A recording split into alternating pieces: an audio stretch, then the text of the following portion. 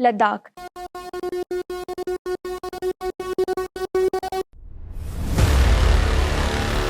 दुनिया के सबसे नाजुक इकोलॉजिकल जोन्स में से एक है। नेपाल के जेनजी प्रोटेस्ट के बाद लद्दाख की जनता भी सड़क पर नारे लगा रही है। Hello everyone, I am Gauri Agarwal and you are watching fact files India. बर्फ की ढकी पहाड़ियों के बीच एक आग जल रही है। ये आग लद्दाख के जनता के दिलों में है। लद्दाख, जिसे हम पोस्टकार्ड्स और सोशल मीडिया की तस्वीरों में देखते हैं, उसकी हकीकत आज कुछ और है। लद्दाख और करगिल के सड़कों पर लोग नारे लगा रहे हैं, हमें चाहिए अधिकार, हमें चाहिए पहचान। 2019 में जम्मू कश्मीर का पुनर्गठन किया गया और जम्मू कश्मीर को एक यूनियन टेरिटरी बनाया गया। तो लोगों के दिलों में एक जिज्ञासा थी कि लद्दाख अब एक विकास की राह पर चलेगा, उनकी आवाज़ दिल्ली तक पहुंचेगी। लेकिन हकीकत में ना तो विधानसभा है, ना ही सरकार है। सारे पावर अफसरों के हाथ में है। ऐसे में लद्दाख की जनता के मन में एक डर ठहरने लगा। उनकी पहचान, नौकरियां और आवाज़ छीन ली जाएगी।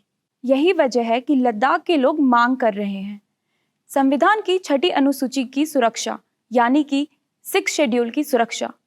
इसका मतलब होगा कि लद्दाख के आदिवासी और स्थानीय समुदाय अपने संसाधनों और संस्कृति की नियंत्रण खुद रखेंगे, जैसा कि पूर्वोत्तर के कई राज्यों में होता है। सरकार कहती है कि हमें यहाँ इंफ्रास्ट्रक्चर बनाना है, निवेश लाना है और पर्यटन बढ़ाना है, लेकिन लोग पूछ रहे हैं विकास किसके लिए? प्राइवेट प्रोजेक्ट्स के लिए या फिर लद्दाखी लोगों के लिए? सोचिए, लद्दाख सिर्फ एक भूगोल नहीं है, ये भारत का महत्वपूर्ण हिस्सा है।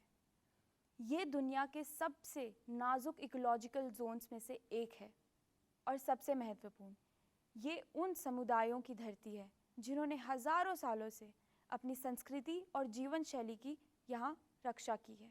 अगर उनकी पहचान खो गई तो ये सिर्फ लद्दाख के लोगों की नहीं, पूरे भारत की हार होगी। लद्दाख की आवाज़ें और गूंज दिल्ली के गलियारों तक पहुँच चुकी है, लेकिन सवाल सिर्फ इतना है, क्या दिल्ली सुनने को तैयार है या नहीं?